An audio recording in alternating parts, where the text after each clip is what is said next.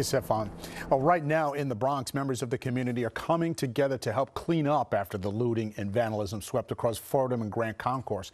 Many of these businesses were in the midst of restocking and preparing to reopen as shutdown protocols are about to be lifted. Eyewitness News reporter Derek Waller live in the Tremont section with more. Derek. Yeah, David, so many people out here on the Grand Concourse with brooms and dustpans cleaning up. And check out some of this damage. This is just an example here.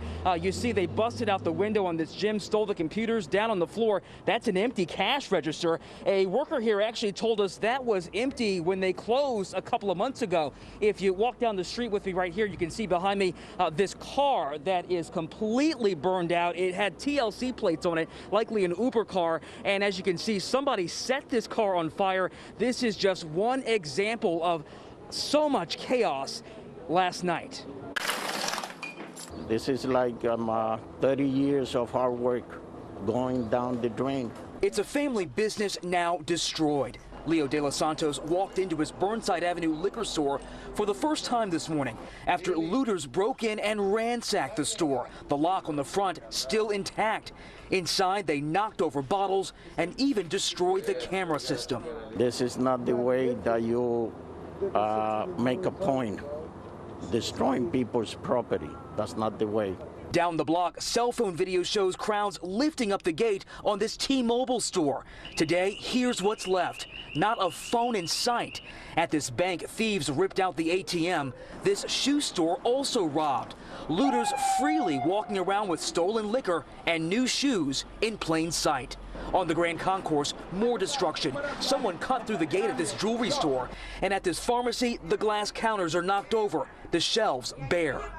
Where you gonna go? T-Mobile, jewelry, the cashier, the pharmacy? I mean, come on, like, look.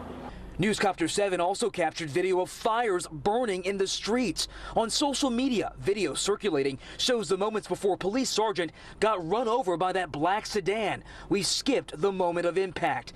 The Sergeants Benevolent Association tweeting this video of an officer standing alone being beat up and knocked to the ground. The police had a rough night last night. Bronx Borough President Ruben Diaz Jr. says the cops got caught flat-footed. Last night they were caught by surprise because, you know, they didn't understand that it was going to happen here. They were saying that tonight it was going to be at Bay Plaza. I think it would go a long way if they come in early and just block off, you know, the side block. Today, he's joining neighbors in cleaning up and calling for change. The destruction is everywhere you look. It hurts. It hurts, okay? Seeing my neighborhood destroyed like this, for what?